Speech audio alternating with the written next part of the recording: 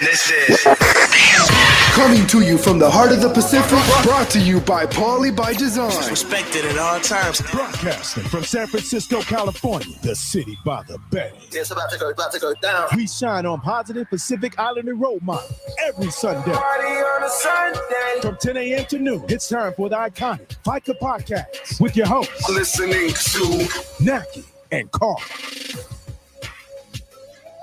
No whoop whoop. No. No, is that gone forever? Yep. Gone forever.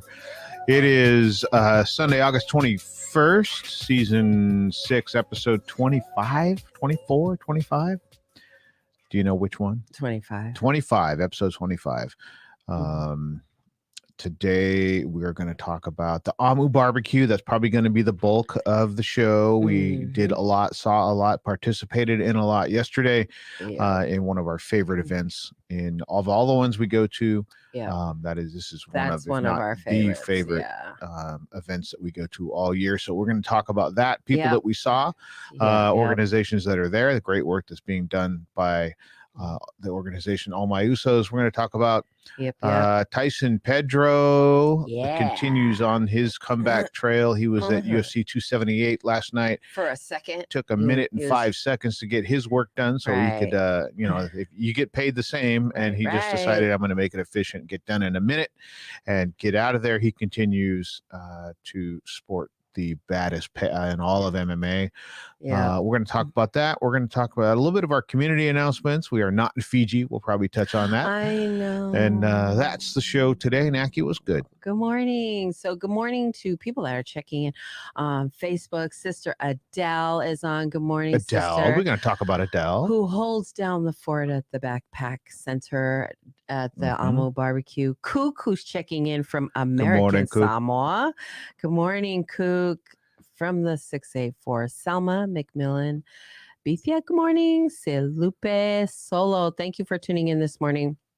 So yesterday was the Amo Barbecue, and if you've listened to our show at all, we've been talking about this one for months. For you. They did a freaking amazing job yesterday, and it gets better.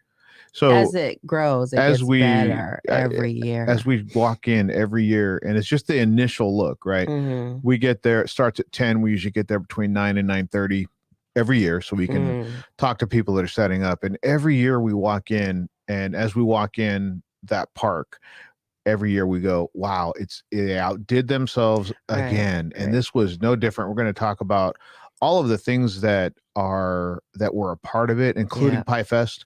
That was a big piece. That was a big step forward in what they're doing on this. What is it? The third Saturday of every August.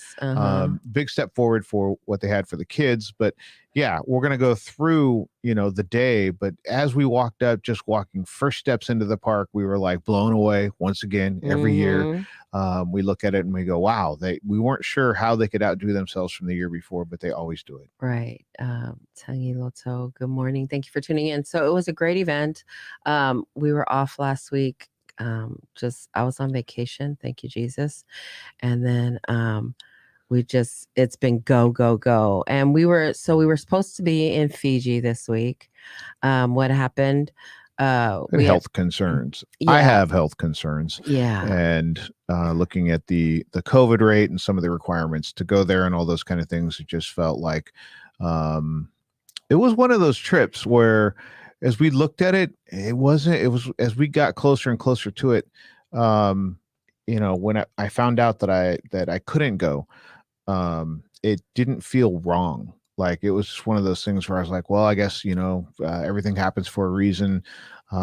Things happen for me, not to me. And if I'm not supposed to be in Fiji, then, hey, I get to participate in the Amu barbecue. And there's other things I'm sure that'll happen in my life that are a result of that. But we are Leah Puasa and her husband, Taifa Aleava. They are sending pictures right now and enjoying their time in Fiji. But we didn't end up going to Fiji, so here we are. Yeah, I'm like just a little jealous, but I'm sure I'll get over it.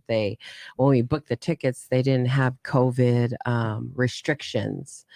And then like last week, I think, or the week before, they sent out an email saying their case rate went to the level high. And so Carl and I's immune system is not the best, so we didn't want to take a risk. So here we are, but we did, like Carl said, everything happens for a reason. Arlia Boasa is out there having a good time, and so of course we're wishing her the best with lots. I'm so of glad envy. that she went anyway. Yes, very happy, and I can see all the pictures and the fun that they're having. I'm sure they're glad too, but just wasn't supposed to happen for us this year. Yeah. So, so there's that. So we were supposed to do Snacky with Naki in Fiji, and obviously that's not happening. So we're gonna do. I just got to find time to do it now, and do Snacky with Naki. I think we're like at $680.50. So thank you to everyone who tuned in. Bo, good morning, Bo. Pete Masoli, good morning, who is tuning in on Facebook. Thank you so much. Marty Jams, Tangi Loto, good morning. Wow, everybody's up early before you go to church. So don't forget to pray for us. So I call Cree and she's like, she was like, thank you, God, you didn't go. She's like, I'm sad you didn't go, but I'm happy that you guys get to be at the barbecue. So, man, where do we start? So let's just start. We'll go as we got in there. We get in there, and there's a ton of people. And it was one of the things I think that AMU found is that the bigger they get and the bigger their events get, the more help they need. So Pitt was one of the organizations that had volunteers from the Pacific Islanders Together organization. There were a bunch of different volunteers that came together to make this happen. And I really think that's going to be the only way to make this continue is for the community to continue to support Cree and our brothers at AMU and to help things get started. Big shout out to the board, Cree, Christine Moia, Tweet, Soma, Flex. I mean, all of them did such a great job. And this is the community event of the year. Also with SCDC's PIYA. I mean, every year the events that if you are a community leader, community, you're going to be at either or both. And this event brought the whole community. Like Pitt was there, SCDC was supporting, Samoan Solutions, Baltasi. I mean, Pie Fest. We are Pie Fest. Yes, Pie Fest was there. Just anybody that is into and wanting to do it for the community, they were there. Well, there was members from SF Hope. There were, there was mental health people that work in the mental health. Yes. PIs that work in the mental health industry. Right. There was just a ton of people. There was giveaways for kids, backpacks, back to school stuff. And everything was free. Everything was free because people donated and believed in this cause that all my Usos have every year. And I know we talk about it all the time because it is a great event for the city. It's in the heart. It's in San Francisco, and they actually have vendors from the city. Like they had Divine Desserts, who they are from San Francisco, and they had all things dipped and just everything. You know what I liked was that there were people there. A lot of the same people I saw, like I said, people from all the different organizations that we always see. Right, we bump into them everywhere. I was talking to Ruth from Pacific Islanders Together. Yeah. And I seen Ruthie. Yeah, yes. And we were talking about how you and I always talk about. It seems like there's a summer season for community events in the Bay Area. Right.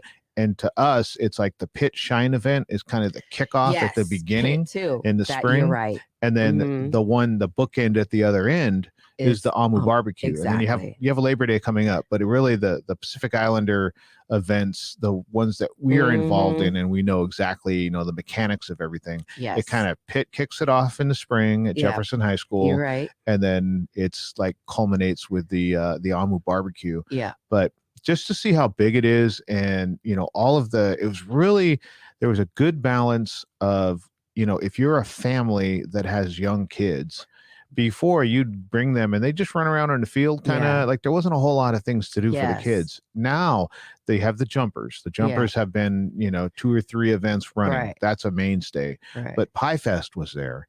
And I know that you went through with Tino. You went through with Tino and his kids. Yeah. And there's carnival games there, and again, free. So everything is free. There was everything all is these free. games that you usually play at the carnival to win a stuffed animal, but you got to pay $5 to play it. There were free. all of those things that were out there for the kids to play. The people that were running them, like Epi and Funga, and you know, there were Pacific Islanders running the games and helping the kids play. Right. And then obviously Pie Fest is there, you know, there's a something in mind there, right? To get people into science, technology, engineering. Lola and Matt did a great job yesterday. So, and then Kiss My Boba. So Kiss My Boba was a big hit. I mean, so what I loved about the event yesterday is everyone was based out of the Bay Area. It was Pacific Islander vendors, Pacific Islanders that donated.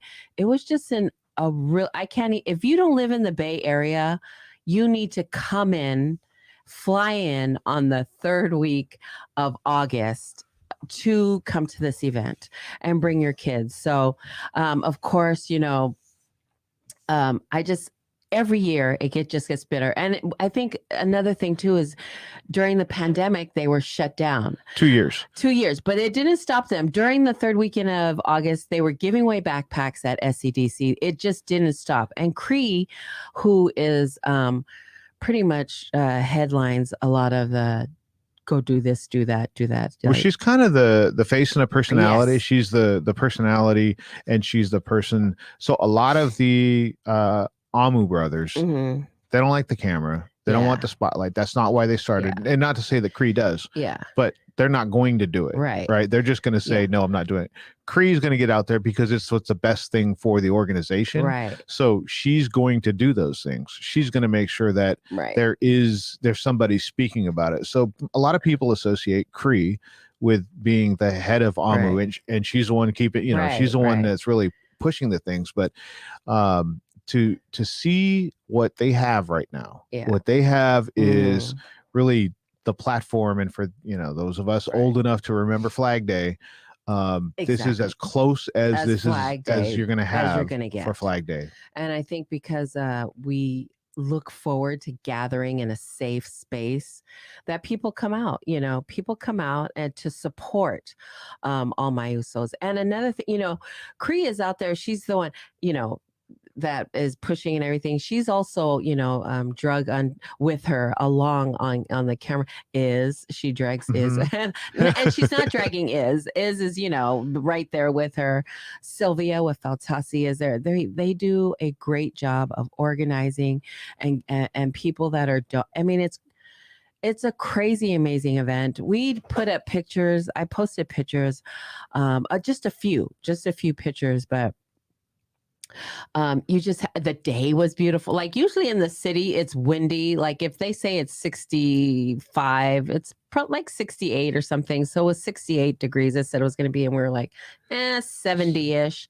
It was freaking hot yesterday. It was a beautiful day for San Francisco. So that's the thing about San Francisco is San Francisco could be fog on top of you and cold and windy, or it apparently can be almost 80 degrees. I mean, it was really warm out there. It was a really good event. So 3rd weekend of August that's when you have to get here.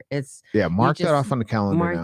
We will not go to wherever we're going to go next year, because we had it ended up conflicting with the Amu barbecue. Next year we are going somewhere. We actually were talking about that with Sister Mona at the picnic yesterday. We were at a picnic bench and talking about, where we wanted to go next year and when and all that. But we will not conflict with the third Saturday in August. Yep. So a lot of the fantastic that I seen the City Eats. I was walking by and they're like, Auntie. I was like, oh my God. Hey, a City Eats was there.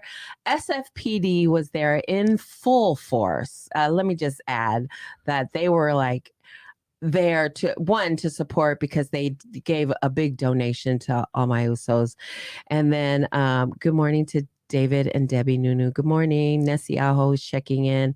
Did I miss it? Oh, Mel. Good morning, Mel. Mel's checking in from Nevada. Ofalatu, Brother Vince is on. Good morning, brother. John and Tofi, Fina, and my mama, who should be getting ready. Good morning, for church. Auntie. So, now where did I go? Oh, I mean, there was just a lot of support from community leader. I mean, if you are a nonprofit organization, you were a Pacific Islander nonprofit organization, any organization really.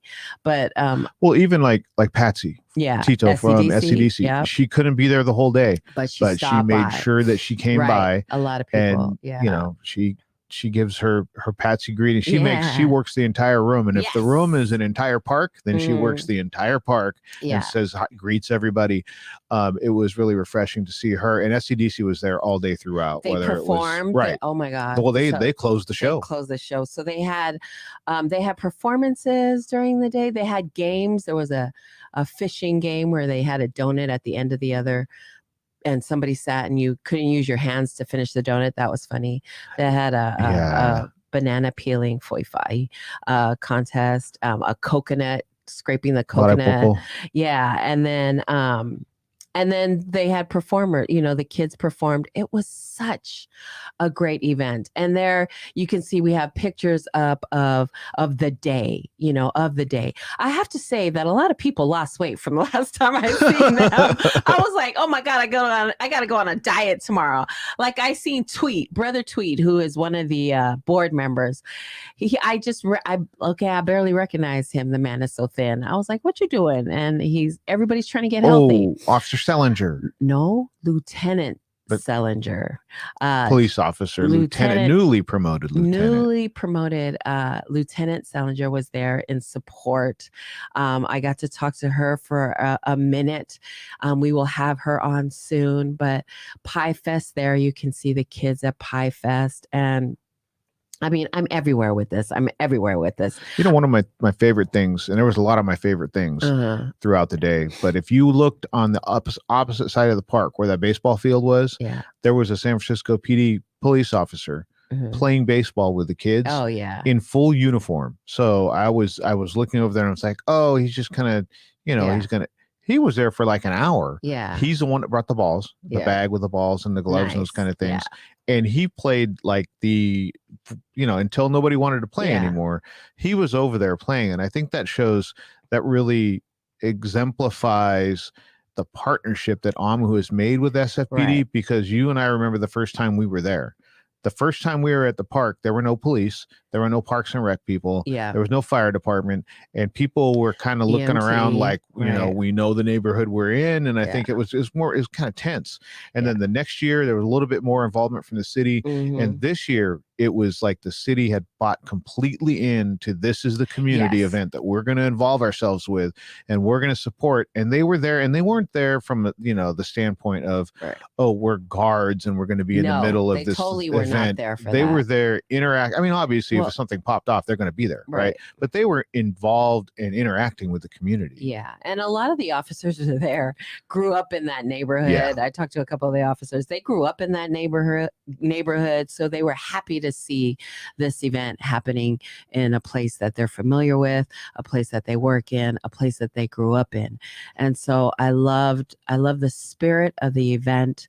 It is the event to be at every year, the third weekend of August. But it's just not It's just not, there's free food. Of course, there's free food, there's free games, there's free entertainment. Everything is free, but it's for you to come and then just enjoy the community. There's a place where there's no pressure. They have vendors there, but the vendors are not selling anything. They're giving their samples away for free. I was like, oh, I'm going to go buy Kiss My Boba later, or Divine Desserts, or they were giving out free the vendors. This never happens. Willie actually caught the finger. Yeah, I know. I know. I went over to Kiss My Boba, and I was like, oh, can I have, a boba? And he's like, okay, here you go. And I was tipping him. Because everything was free yesterday. And I was like, I sussed at his hand. I was like, you take this. He tried to not take the tip. Right. He tried to not take it, and Naki gave him. He got scoldings. My point is that the vendors there gave their time, gave their merchandise for free because they 100% believe in this event. You know what also is free and they don't advertise it, and I took advantage of it all day long. There's dogs everywhere to pet. Let's see. Pet needed to be on a leash. Tahini, Elvis, Beast, Bolo. There was like a couple other dogs. PJ's dog, I forgot PJ's dog's name. But I went from dog to dog all day long and just got my dog fix. Yes. People were like, awesome. Oh my gosh, like you want to walk my dog? You want to hold Bex? I had Tahini Bex. She just was like, here, then take the dog and you hold the dog. Yeah, you can bring your dog. Your dog just has to be on a leash, and you have to supervise. But or I'll supervise for you. Yeah.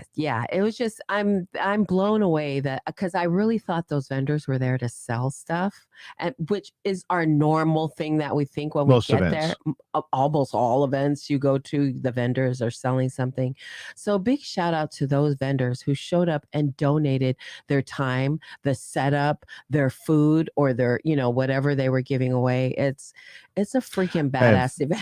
Phil Alapati and his team. Phil free haircuts all day long. All day long. One of the things, if you saw the pictures as we were rolling through those, was Phil in a sweatshirt. Oh my God, with a t-shirt underneath the sweatshirt. And I was like, because he got there fairly early because he had to set up everything. He had to set up the barber booths. Yeah. So I was thinking, oh, well, that's going to come off later. Because I was already hot when he showed up to set up. He wore that all day long. I was like, I would be sweating. I was sweating in a t-shirt. And he cut hair all day long. He and the entire barber crew. Right. And this year, I think this is the first year, they had stylists. So if young ladies, if the girls wanted to get their hair done, it didn't just have to be clippers. There were stylists there too. And it was free, people. It was free. So big shout out to Phil Alapati and his crew, Feel Good Cuts. If you need a great haircut in the Bay Area, go to Feel Good Cuts, his website, and schedule an appointment. Don't just walk in. He's a busy man. So Feel Good Cuts was giving away, him and his crew were doing free haircuts. The vendors were giving away their items for free. They had books that they were giving away. And these big old boxes were like, I don't know, 10 to 15 books in each box. They were heavy. However many books in there, they were heavy. And they were brand new books. And then the backpacks. And they had people of color in the books. Yes. Very good. Yeah. The backpacks were free. There was school supplies in them. The t-shirts that they had, they were selling t-shirts before the barbecue, and then just was freaking giving them away that day. Because I missed out on the blue t-shirts that everybody was wearing, and so Iz was kind enough to hand me over a white one. And then I was walking around with my white one, and everybody's like, "Oh, where'd you get the white one?" And I was like, "Ooh, I feel special." Don't let them know. I wanted a blue one, but I had a white one. So it was just a great event. Everyone that showed up showed out and had fun. It was like really, really good fun. So if you didn't make it this year, please don't miss next year's event. It's just a great event to hang out, fellowship, and see people you haven't seen in a long time in a very safe space. So big shout out to all my Usos for an amazing. I had such a good time yesterday. It was free. Also, it was drama. It was drama free. There was no issues, no conflict, no nothing. And I know that that's actually what I was talking about in sense of the city. The first year we were there, I think that the city might have been kind of holding its breath, like, okay, let's see how this goes. But now it's like they've kind of they've engaged everybody. Like everybody knows when it is. Everybody knows it's what kind of event it is. It's not an event that's got a bunch of drama, a bunch of issues with it. And I think it's going to continue to grow. I don't know why, and that's what I talked to Cree about. I was like, how do you outdo yourselves next year? And she said, we're already thinking about it, not really worried about it from that perspective of trying to outdo themselves, but it just kind of continues to grow organically. As people, as other organizations like Pie Fest is a good example, right? They're involved this year. Never would even have considered that last year, right? But then it becomes an option as we grow and we begin to see other possibilities for that event. It grew and then became a, kind of an addition of like, hey, this is more for the kids. So it can't wait for next year. You're going to hear it, probably from January on. You're going to hear us talking about it as we're looking backwards at it. But beginning of the year, somewhere in the spring, we're going to start talking about it as in the one in 2023. And it is. I mean, we met people there one year. They're from LA. Remember? People from LA. Well, even this year, some people from down south. I've seen people that posted there from Texas, from Las Vegas that came in for either to volunteer or to just come to the event. So it's that kind of event. And so I'm looking forward to next year. Fina Langkill, thank you for tuning in this morning. We appreciate you. Lisa Leoi, good morning, sister. Lena Manuleleua. Lena, when I left, the Niners game was on, and they were winning 3-0 preseason. So, I wasn't. I watched the highlights of the Niners game, and it really first quarter is when the starters play. So that's really the only. I'm mostly interested in the first quarter of preseason games, but defense looks really good. I didn't see if Trey Lance played. I didn't see him play. I don't think he played. He did play the last game, and I went back to go. That kid is pretty good. I saw something. I don't know if it's just because I don't know. I saw something that said it's now the Trey area. Yeah, not the Bay Area. It's the Trey area. Yeah, no, thank you. Fia Cruz, thank you for tuning in. So yeah, if you missed the All My Usos event yesterday, please don't miss it next year. It was really good. It was a freaking badass event, basically. If I could curse, use the F words, but my mom was on right now. She hasn't taken off for church yet. Yeah, she hasn't taken off for church yet. But it's a really good event. I'm telling you, free food, food, everything is donated.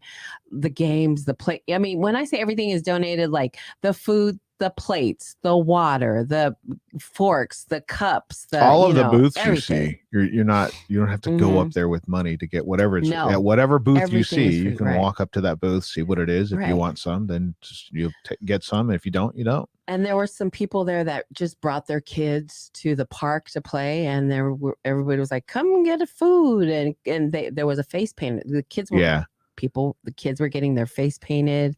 It's just I saw people walking in off the street end, kind of down the hill and into the park. And I was over there right in the middle of it, just before the dancing had started. And I saw a father walk up with two kids, and he was kind of like, "Oh, what's going?" And I was like, "Oh, it's free. Everything's free." And he was like, saw the carnival games and everything, and he kind of looked like he goes, "Everything's free." I go, "Everything in there is free." So there may be some food left too, but there's water, there's drinks, and he was like, "Oh, wow!" And you could just see as he was walking up towards the fence where Pie Fest was, he was just looking like, this is all free. Like he was really blown away. And so I think hopefully our community understands how big and important it is, where people outside the community are probably trying to figure out how do you get all this free? Like how do you have an entire park full of games and jumpers and food and music and dancing and for free? Yeah. And the motorcycle, they're not The writing club? The writing clubs that donated, that helped with. I seen Pacific Savages were there. Big shout out to them. Big shout out to SB Freaks who come all the way from Stockton, I believe South it Bay is. Freaks. Yeah, and they're kind of they're all over. And then the Matua Motorcycle Club. So there's Matua, the South Bay Freaks are a riding club. The other group, Pacific Savage, is a motorcycle club. Matua is a motorcycle club. I learned the difference of why one's called a riding club, one's called a motorcycle club, but they come from all over. Yeah. Even if it's based, so if South Bay Freaks is based in San Jose, right, there's people from way over in the valley. So, and we saw people from Pacific Savages. Right. So they were rolling up there at like 9 o'clock. Right. Remember, we saw them and we were like, oh, they pulled off at Bayshore. And we're like, they must be meeting up with other people because they all show up at once. Yeah. Yeah. But it's just it's pretty cool event to kind of see the draw from definitely not just San Francisco. I mean, if you're in San Francisco, obviously it's easy to get to. Yes. Like, it's easy to get there if you're in South City, Daly City, that kind of thing. But people are coming from, I'm 2 hours away. There's people from, Carlos and Mona are at least an hour away. I mean, there's people traveling to get to this event. Yeah, hour or 2 hours away. So it's well worth the drive. And even more so if you have little ones, and even if you have big ones, bring everybody next year. Don't forget. The DJs also donated their time. Eli with the music box, he's on Nice Up Radio every Friday evening. He donated his time. Big Al. Big Al. DJ Al, Big Al's. So he donated his time too. I mean, everybody that was there donated, like nothing was paid for. And that's the most beautiful thing, is to see our community come together for really our kids. So they did a great job. I can go on and on and on. Good morning, Eli. Speaking of the music box, there you go. Brother. Love the music. Love the music. PIYA performed. Geez, I forgot the other groups that performed, but it was really, really touching. Good. It was very touching. At the end, the closing dance. Sonia. Soma talked about how there's 7 7 board members that were named, that JT named, and each year is one of their families going to do a taulunga, and just to hear, like, that's what that means. Like this here's what this dance is representing. It was touching, and I think a lot of people got that. A lot of people said, oh, we had fun all day long, and then this is kind of bringing us back together as to why the event was made, how it was created, how it started. And to close with that dance was heartfelt. You could feel it through the crowd. Yeah, Sonia Pilasoma Breeze, who is Lynn Pilasoma's daughter, but she was representing for her uncle Flex. Flex and Sonia she was stunning. Just all the time. So 1 year it was Fat, the next year Tweet's daughter, and now Flex's niece. That dance is always touching. It's always touching. So they did such a beautiful job. Sonia did a great job. And of course, Sonia grew up in the city. She's part of the POIA. She grew up in POIA, SCDC. Now she's an employee it's a great event. And Sonia did such a great job. So big shout out to Sonia Pilasoma Breeze, representing for her unc Flex and his Raider hat. Damn it! But there you go. But it was Flex's. It was his stereo equipment, all of the speakers and all that, the microphones and everything. Oh, nice. That's Flex's stuff. Very nice. So there you go. That. It's an all-around great event. So we'll see everybody there next year, 2023. Yes, I'm going to need to see everybody's faces there next year. Like some people came from Ripon, some people came from Manteca, some people came from, Sacramento. It's just everywhere, all over. Bring your ass. What did you have for breakfast that day? Specifically coffee. Yesterday for breakfast, we went to the Gorilla Cafe, which is one of my favorite cafes in Berkeley, California. I knew there was something to it because you said, oh, we can, if you want to go early, we can get breakfast. And I was like, okay, I don't really know Naki as necessarily like a I don't really breakfast like person. breakfast. And then she said, this is all in text message. And then she says Gorilla Cafe. And I was like, oh, the mocha. She wants the spicy mocha. Yeah, Gorilla Cafe on Shattuck. They have the best spicy mocha. But then they have this avocado toast, which is, of course, toast, avocado, arugula, olives, Tomatoes and tomatoes. Yeah, tomatoes. So the olives I kicked to the curb, but it's a small little cafe in Berkeley, Yep. and it was the best spicy mocha. So there you go. That was my breakfast. That's what we kicked it off with. And then what did you have? I had a ton of the chicken. I could not get enough of the chicken. Oh, at the barbecue? At the barbecue. I had a cheeseburger. I had a couple of bites of cheeseburger because I was busy running around being a FICA.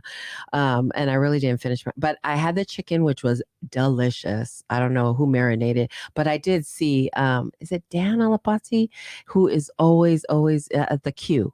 He's always barbecuing every year. So okay, go ahead with your chicken. The chicken was good.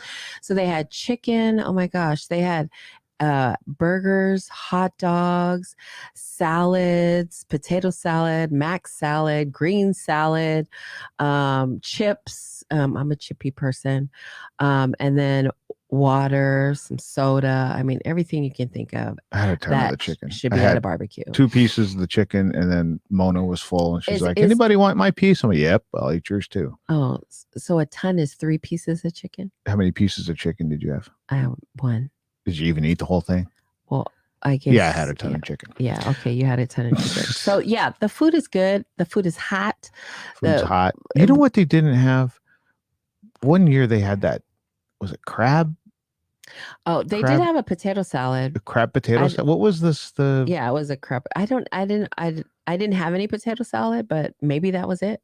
No. Did you have? I had a potato salad. Yeah. I forgot about it until we were just going through the food just now. And I was like, oh, that crab plate. My niece makes that potato salad. So when we have functions at our house, I'm like, make sure you make that damn potato salad. Don't come without that. Don't come without that damn potato salad. So that's Steph. Steph makes that potato salad at the Amo Barbecue. So look forward to I'll tell her to make some for the next year. And everyone that didn't make it to the barbecue, come to the barbecue next week. We'll see you there. We'll see you there. PBD's even going to have its own tent. Yes. We say that every year. Anyway, that was the barbecue yesterday. Well, you know what the next event is that I'm looking forward to, and it's after the summer because I don't really consider that one of the summer events. Is the Turkey Trot? Oh, in November. Yes, Samoan Solutions Turkey Trot, which they're having in November. Yes. Yeah. As soon as they get me a flyer, I can give you all the details. But follow Samoan Solutions on all social media outlets so that you can get the info when I get it. Nice. Yeah, there you go. So I was looking forward to once I got done with the barbecue and I got home, and I went home to relax. You, by the way, went to another event. I don't even understand how you made that happen. But I got home and I was very interested to see the main card for UFC 278 Tyson Pedro, Salt Lake City, where Tyson Pedro, who suffered a knee injury like 3 years ago. And it was major knee surgery, on crutches, major knee injury, requires surgery, rehab, the whole thing.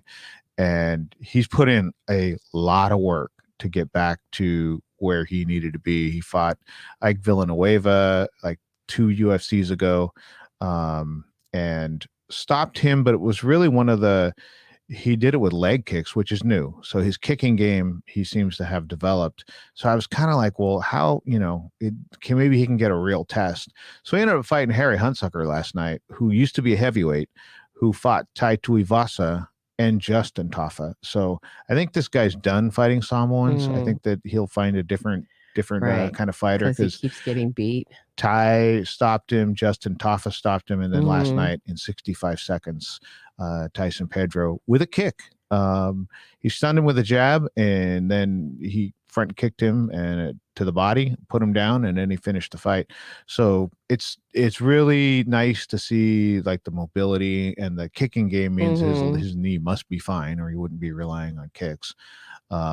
So, I saw a lot of the message boards, he's being talked about as being one of the, really up and coming stars. So if that's the case, he'll start getting some really high level fights. He won't be fighting the Harry Hunsucker opponents any longer. He's going to start getting big names. So big opportunities coming up for Tyson Pedro.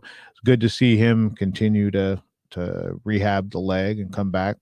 We'll probably see him in a couple events. I would think they're going to want to keep him active. Yeah, he's pretty badass. I forgot about that, and then you text me, you go, oh, Tyson Pedro just won, and I was like, oh damn, I forgot about the fight. So I went to social media, of course, right away, because you go to the minute something happens, it's on social media in 10 seconds, and of course it was on social media the where he took him down. So I was like, yeah, okay, I get to catch it. So, if the person that put it up, but I will put it down if I were you. Dana White does not play with that shit. So he's come after a few people who have reposted. I just made UFC examples of streamers. You got to be careful if you got a underground stream. He's gone after individuals. He's gone after groups. He's that UFC doesn't play with that. So but good to see, and I think that. He's a brother-in-law with Tai Tuivasa. So Tyson Pedro's sister is married to Bam Bam. Bam. And but he's not training exclusively at that camp anymore. He moved to a different camp and has said his eyes have been opened as to who has moved. Tyson Pedro.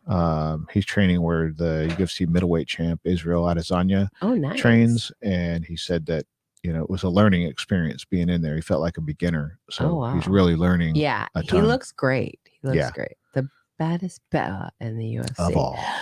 Good morning, Mona. Uli is checking in from Samoa. From American Samoa, which I will see you next year, Mona.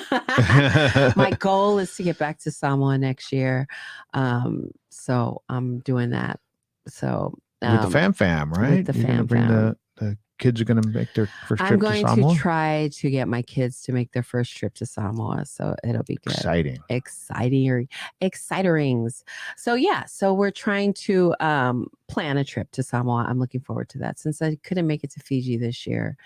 That is that. So what I did watch this week is the untold story of Manti Te'o, where I know I've been seeing everyone talk about it, and so I'm on a message board that has non-PIs. I mean, there's like 2 other PIs that I know of on there, and the overwhelming response from watching this on Netflix was, I thought he was in on it. I thought he was part of the whole thing. And so there seems to be, at least in the it's a small segment, right? Yeah. But it's people that are very, pop culture kind of up to date kind of things. And everybody remembers that. The majority of the people remember it as like he was part of the deception. Oh, wow. I didn't get that at all. Why? Because you're PI, you're Samoan, you know what I mean? Yeah. Maybe you got more of the full story. Right. But that was eye-opening to me of I thought or he knew something about it later or all those, but it opened my eyes a little bit to what was going on, what was actually going on. The other thing, and we'll talk about that, is the catfish thing. Like a lot of people are saying things now didn't apply back then. Yeah, it would it happened, I think 2009 or something.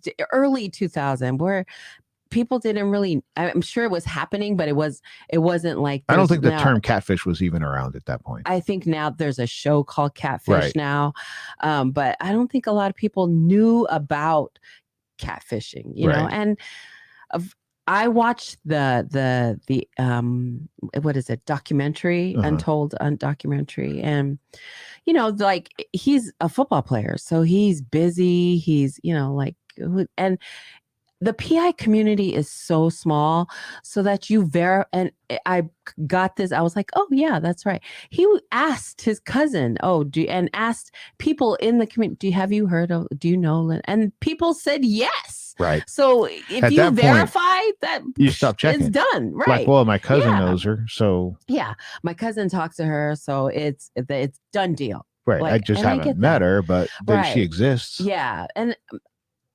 long distance relationships happen. Like a lot of people, well, nowadays, Right. people meet online and don't really actually physically meet until a year or two. But now you meet somebody online and bam, it is FaceTime right away. Yes. Then that wasn't the norm. Thing, yeah. And also, he said that in the documentary that, in the Samoan culture, in the Samoan community, once you find out they're in the same culture, in the same community, and you've got family members that know, you stop being like you even the family was like, oh my gosh, you lost, we need to console the family. We need to be there for her family. But he was even talking to the parents, right? You know what I mean? So who would, I mean, I get it. I don't understand the trauma that both of them went through, right.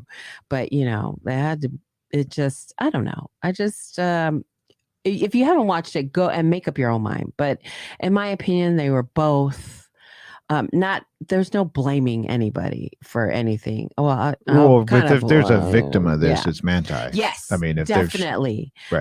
I definitely believe that he lost millions.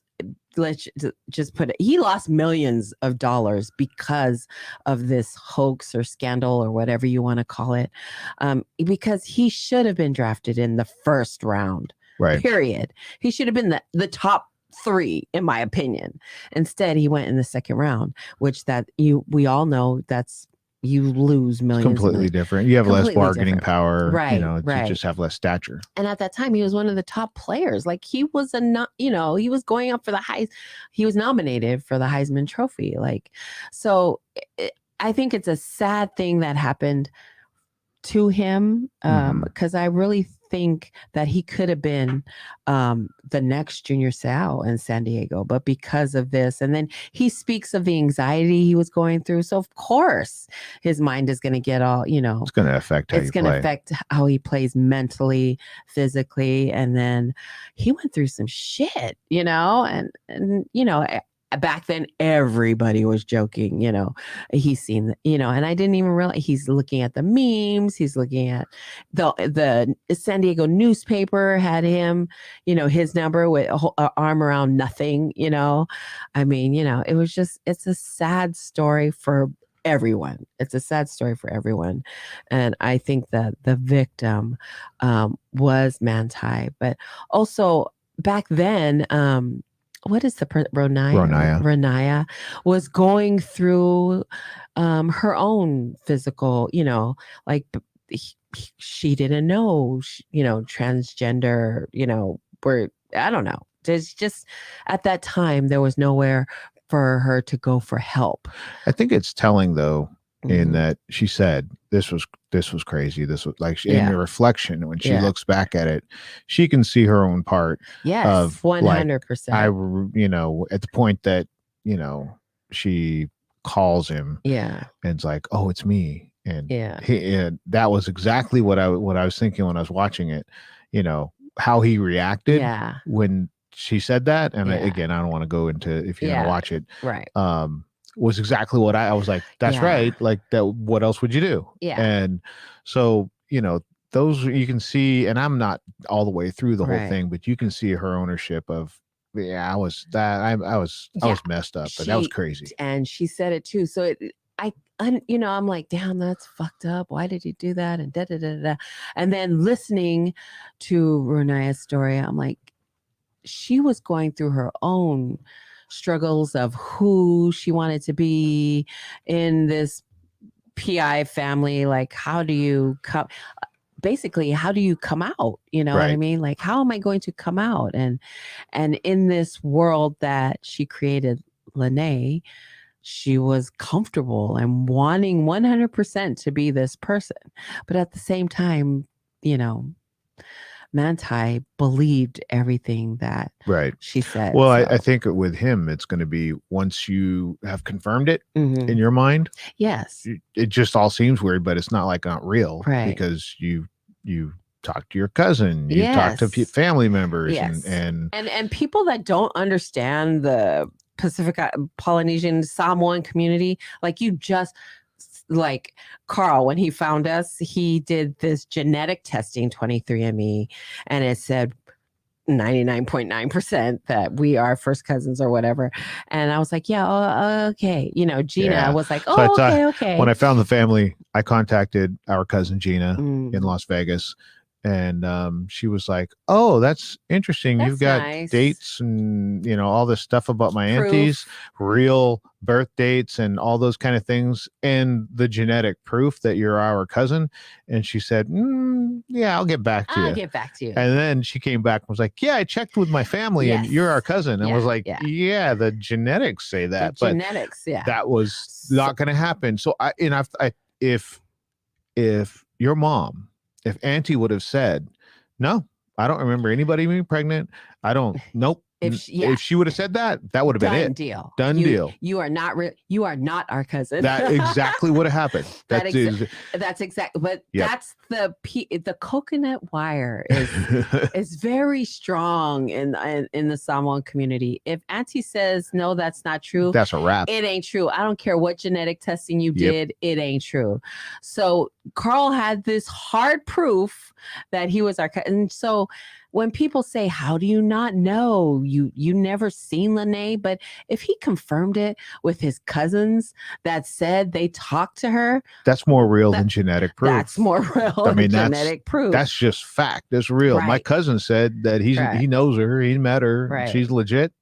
Well, hey, that's more important than having a genetic test that says, "Hey, you're family." Yeah, we don't care what all that says. If we call Auntie or Grandma and they say that it is not true, it ain't true. So. Yeah, early on, Nicole had asked me, she goes, "So when Gina came back to us, what would have happened?" I said, "What do you mean?" She goes, "Well, what would happen if like the investigation?" And I said, "Oh, if Auntie would have said, I don't know anything about anything. I don't remember anybody being pregnant. I don't remember any of that." Mm-hmm. Like it would have been exactly the way Gina said. "I don't know who you are, but if I can help, I'll help, but you're not my family." Right. It would have been, that's where it would have ended. Yeah. And Nick was like, "So that's just the way it would have been." That's the way it would have been. But like there's So anyway, so your mom has a special place in my heart for saying, what she said when it all came up, because if she says something different, then it's a whole different story. Yeah. And Gina went to her dad, and we go to did our the family parents. investigation. We did the family investigation. Never mind what 23andMe said. This is how it's happening. You can take your 23andMe report and shine it up. Yeah, so there you go. But I don't think people understand that. And I think that's why he kept getting the bad jokes and the, "What do you mean you didn't see her? What do you mean you didn't talk to her? How can you not know?" It's just. And if you're not, it's hard to if explain. You're not PI, you're not Samoan. Yeah. I think there's some empathy in the Samoan community because you're like, but his cousin said, his cousin, he asked straight up a couple times. Yeah. And his cousin's like, "Oosh, what about her? Why? What's up?" Yeah. And then that was it. That's all he needed, which that's all really we all need is just our family to confirm. I dig deeper, but there you go.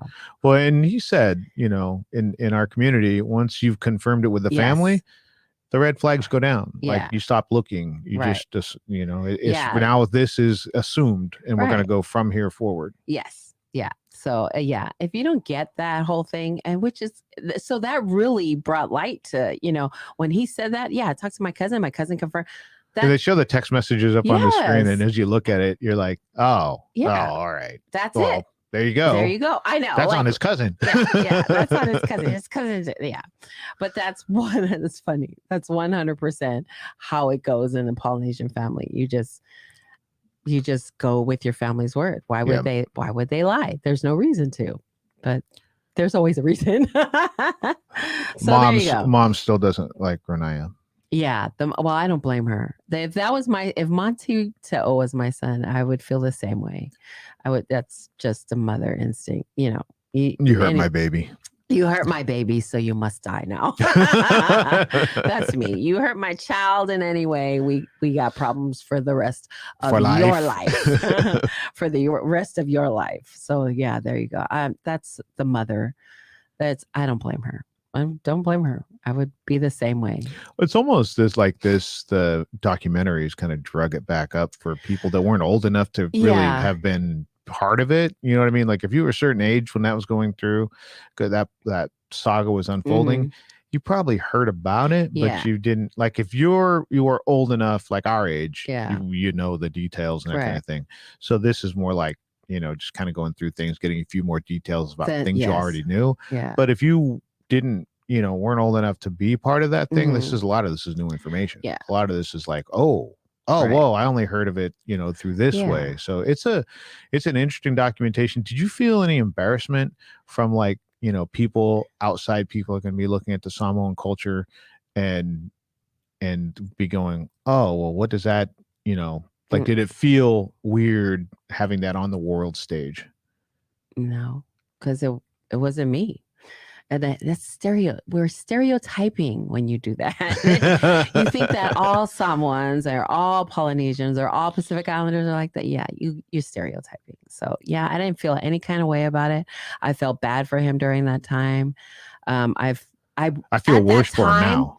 At that time, I felt bad for Manti Teo, and I was like, oh my God, this other person is so evil. And then after seeing the documentary, I feel for both of them. I feel worse for him. I feel worse for him, more empathy and now for her. I have some empathy for her, because to understand what she was going through, if you can't be yourself, that is the hardest struggle. Excuse me. Yeah. If you can't be yourself, everything's harder. Everything's amplified. If you get bad grades in school, it's one thing if you get bad grades in school and you're confident about who you are. It's another thing if you're getting bad grades and you don't know who you are. Like that just makes it's just an example, but that's all amplified. Like any diversity or adversity in your life that you have is going to be amplified by. And on top of that, I don't know who I am. Living your truth. Right. We always talk about living your truth. And Renee 100% was not living her truth at that time. And that struggle is, and this can sound bad, but excuse me. It's your show. It can sound bad. We can sound bad the whole show. I have friends that for years talk about not living their truth. And it is the hardest. I think it's you're the most miserable person if you're not being who you truly are meant to be. And now watching this story, I 100% have empathy for Renaya. 100%. Because understanding that you weren't your true self and trying to find that way, at the same time hurting someone else is both is tragic. And so I really do have deep empathy now. Right. Understand. I'm a lot older and understand what living your truth means. I 100% have empathy for Renaya. But I also have I feel worse. I already felt bad for Manti. Yes. But then watching this makes me feel like it amplified sympathy and empathy for him. Yes. But I found some empathy for Renaya. Like that was before I was like, man, that's just messed up. Like there's no excuse for that. And then, when I saw it, I was still like, okay, that's still messed up. Right. But I understand it better. And I think that when you're not living your truth, it's like in the back of your mind, something's telling you, I was meant for something better than this. Yes. I was supposed to do more than this. Yes. And that becomes more of a feeling and more intensified the older you get. Yes. Because you start getting to the point where you're like, I might have more days behind me than I've got ahead of me. And you still have that nagging feeling of, I was supposed to do something that I'm not doing, or I'm not. And that nags at you, and it gets louder worse, and louder and louder. Yeah. So I feel that's what Renaya was going through. He just happened to be the person that caught whatever intensity or whatever that Renaya was going through. Did you feel some kind of way when it came? Like you were asking me, did you feel embarrassed, or were you in some kind of way when that came out? Like, I don't know. No. I was trying to look at it from a different perspective than I had seen. Right. So I had always looked at as Manti wasn't part of the deception. Right. Yeah. So then I was like, I saw the messages on the message board that they were like, oh, I feel completely bad for him. I thought this whole time that, he knew. Yeah. Or that, and this shouldn't be this way, but people were like, "Oh, I thought he was gay this whole time." I did like see that should matter. Like, what but does it matter? then they're like, "But I know he wasn't gay. I feel bad." And I was What? like, "Dude, like, What the some hell? things you should probably just keep to yourself." Like, Keep that you're shit not to helping yourself. yourself out when you're saying stuff like that. But Yeah. so then I started trying to look at it from different, like all kinds of different perspectives. Like, would I be embarrassed if I were Pacific Islander? Look at this, and people are like, "Man, look at that. People are crazy. They got," but no, to me, there's crazy. There's every type of person that there is in the PI culture. There's in every culture. Yes. Right. We're a big group of people. Yes. You're going to have this group and that group in every group of people. There's crazy there's crazy everywhere. And Right. that, I mean, every day somebody is trying to figure out their truth. And so that's what was happening then, I believe. In my opinion. But anyway, if you haven't seen it, we just fucked it up for you. If you haven't seen it, go get the rest of the story on Netflix. Get on Netflix and watch the untold story of Manti Te'o, which is oh my God, the director was what is his name? Keep speaking while I look it up. This is how we prepare for our show. We bring up a topic, we can delve into it, and then in the middle of the show, we go back onto Google and we figure out some information that we should have had when we started it. No, it was Tony. It's a really good it's a really good show, and it delves into the PI culture, delves into the Samoan culture.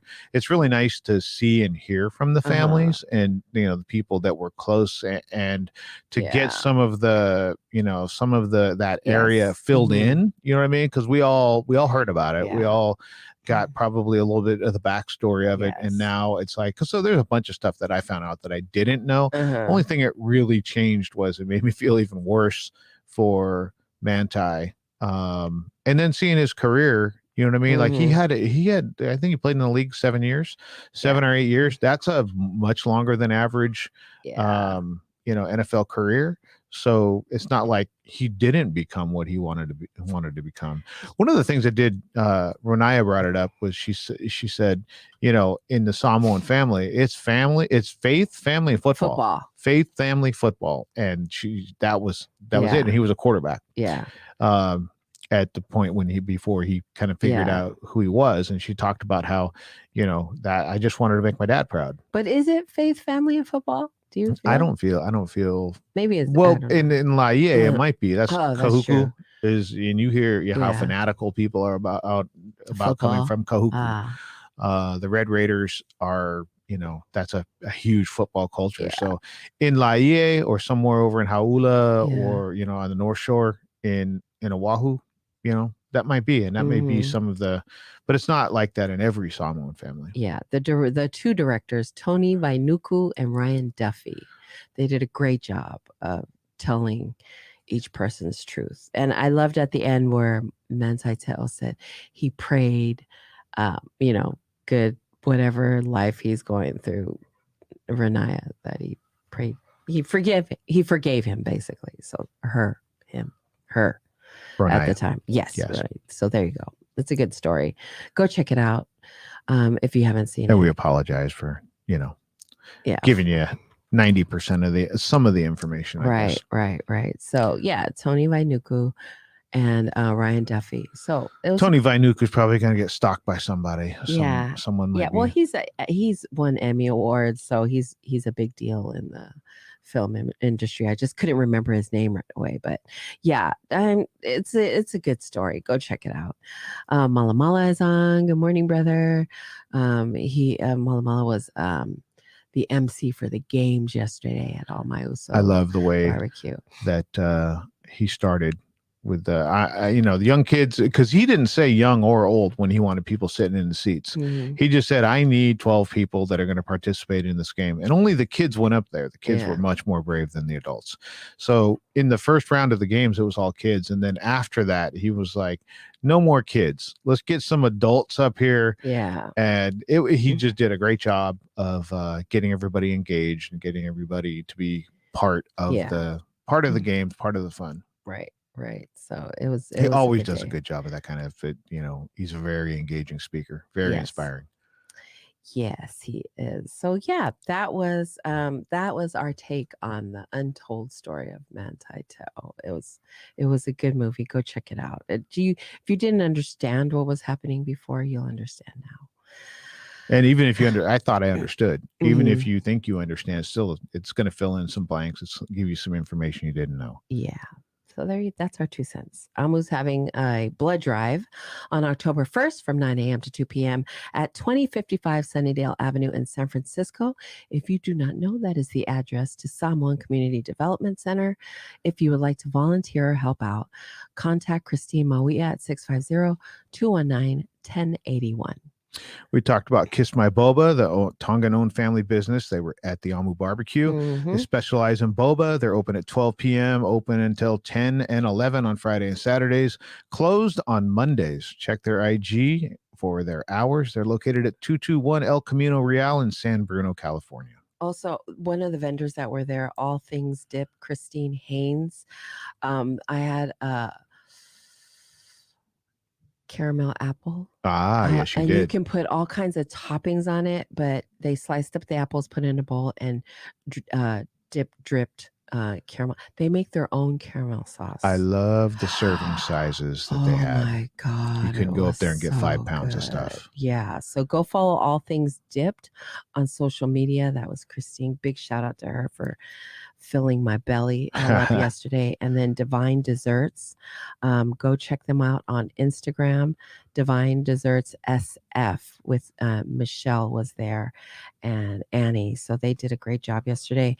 Essence of Mana Parent Project is happening September 15th via Zoom.